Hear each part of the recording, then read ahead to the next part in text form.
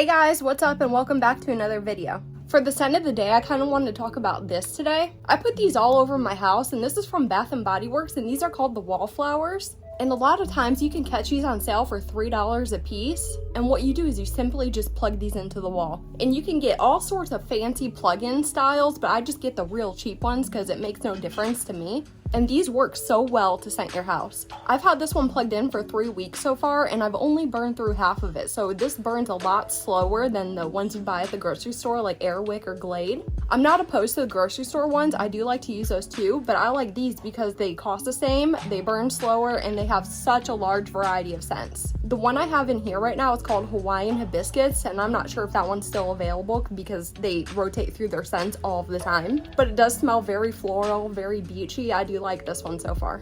If you're brand new to my channel, then welcome. My name's Melissa. I'm a politically independent critical thinker, and I make beauty content. I upload about twice a week, sometimes more, but never less. And you'll never know what you're gonna find on my channel, except on Mondays, we do a pretty routine video around here. What we do is we focus on a palette of the week and we do a tutorial and an in-depth review on it. So for this week, we're gonna be working with the ABH Norvina Mini Pro Pigment Palette Volume 1. And if you've been around here long enough, then you know how much of an infatuation I have with these Norvina palettes. I just recently got this one, so I was super excited to see if this formula was consistent with all the other ones I've tried. And I'm not going to give you any hints as to how I feel about this just right yet, but as we progress through the video, I'm sure you'll get the vibe. So here's what the color story looks like. I think of this as more berry tones. And what I do like about this color theme is that no matter which way you go in here, everything goes together. So if you feel like pulling it more orange, you can definitely do that. Or if you want to go more deep tone purple, you can definitely do that as well. So for our plan of action, what we're going to do is we're going to do the tutorial first, and we're going to do an arched eye look today. And it's a really fun eye look, and it really represents this color story well.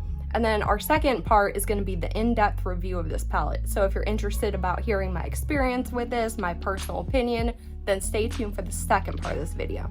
So without further ado, let's get right on into the tutorial. So hey guys, welcome up close and personal, and the first thing I always like to do is my prep steps. So the first thing I'm going to do is go in with my eye primer, and today I'm going to be using something a little bit different. I'm going to take this Kypris Illuminating Eye Serum and take that as my base today. The reason I'm using this one is because it's in my monthly makeup routine, and I'm really trying to test it out and get a good idea of how this works for me. And for this look, I'm definitely going to go ahead and tight line. So I'm taking a purple liner, and we're going to use this later on in the look for the waterline. So just keep this hanging around once you're done using it. Alright, so after you tight line, what we're going to do is we're going to take a multi-purpose brush and go in with our first shade, which is C2. And you want to start at the middle of your eye, in your natural crease, and kind of go out straight. And then as you go out, slightly arch it upward. And then come out. And then go all the way down to your cheekbone. And remember, you want to do this as lightly as possible so you can really gauge your shape. And if you like it, then go in and deepen it up.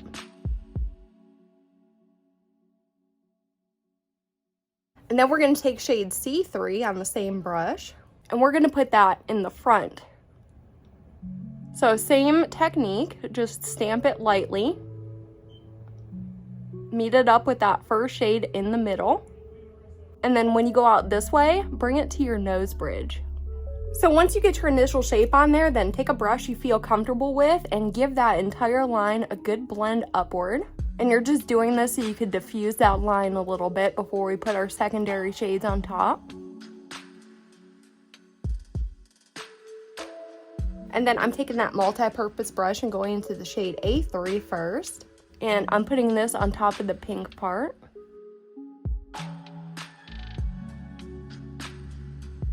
And then I'm taking the shade C1 and I'm going to put that on top of the deep purple.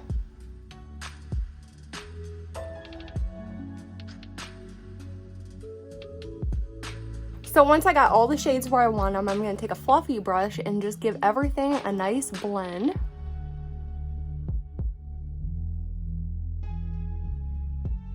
Alright, so now we have the purple and the blue arch and we're ready to go in with our bright color. So I'm just going to take my same brush and go in with the bright red shade first, which is B1. And what I'm going to do with this is I'm going to put this on the exterior half of my eye, but I'm going to follow the shape of the arch.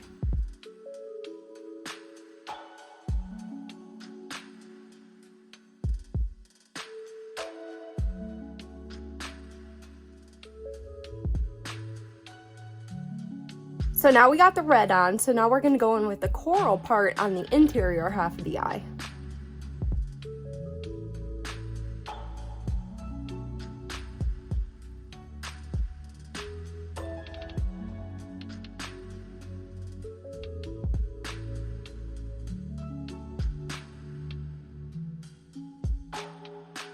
So I'm gonna go clean up the bottom of this and I will be right back. So for the waterline, we're gonna take that purple liner that we used for the tight line and just put that in our waterline.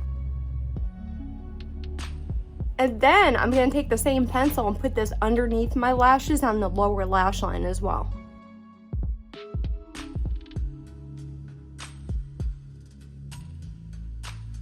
And then for the lower lash line shade, I took the bright metallic, which is shade B2.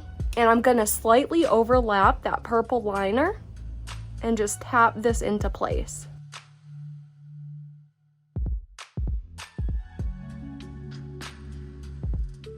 And then for the inner corner, I'm going into A2 and just running this along the inner point right here.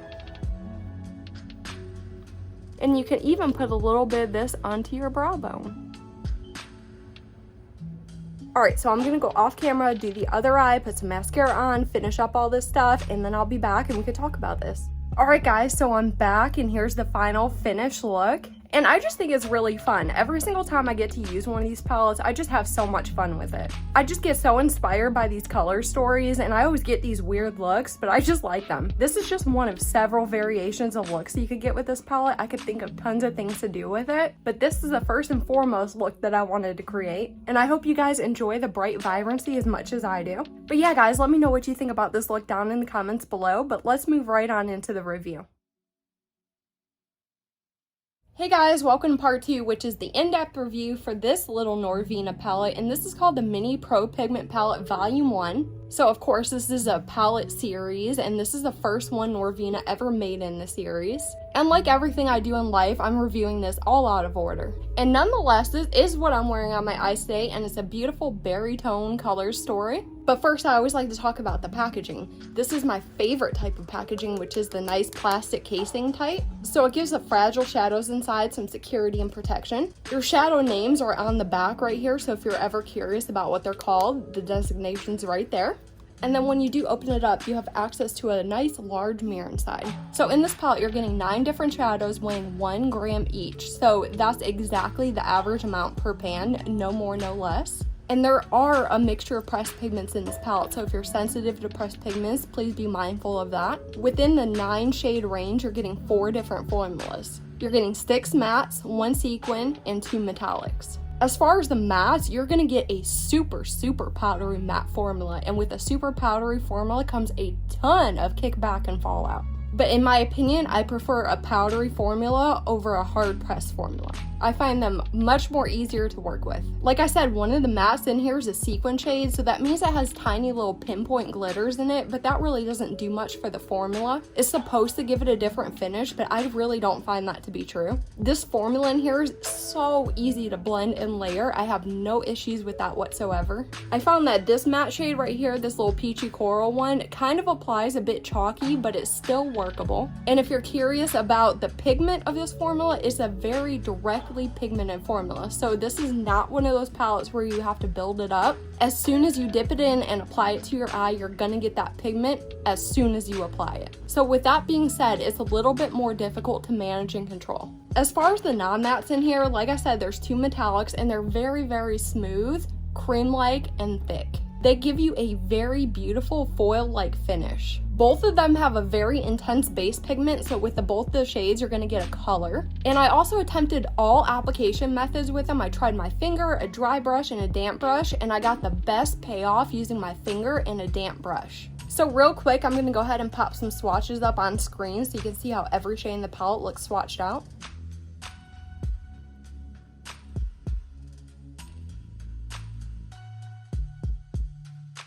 So let's move right into our routine data check. Firstly, this is not clarified as being a clean formula. This is a cruelty-free palette.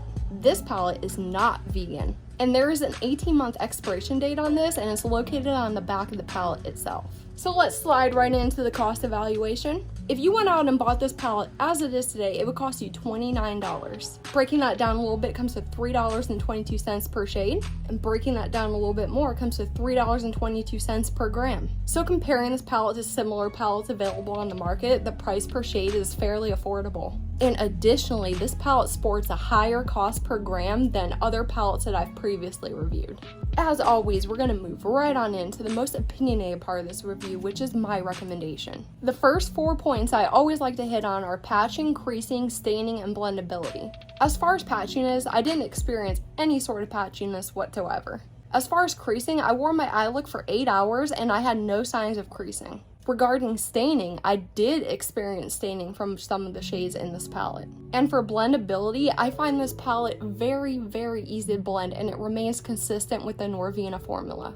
And as far as my recommendation, I totally recommend this palette. And of course, I have 3 reasons why I feel that way. My first reason, and I've said this plenty of times throughout this video, is that it's very, very, very, very easy to work with. You're not going to suffer your way through this.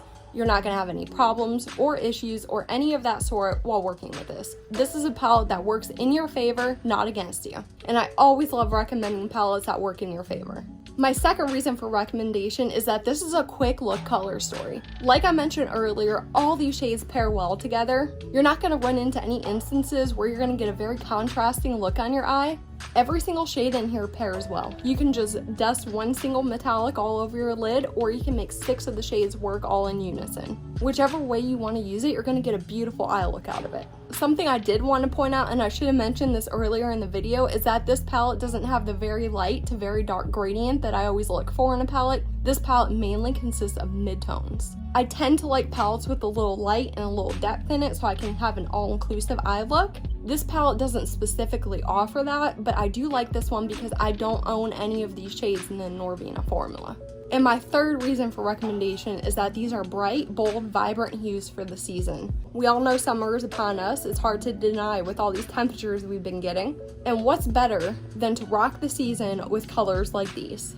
These are statement colors that you can't go wrong with. So yeah guys, that's all I have for today's video. I hope you enjoyed it and found it helpful. And if you did like it, please give me a giant thumbs up. And if you didn't like it, just hit the thumbs down button. And until next time, bye.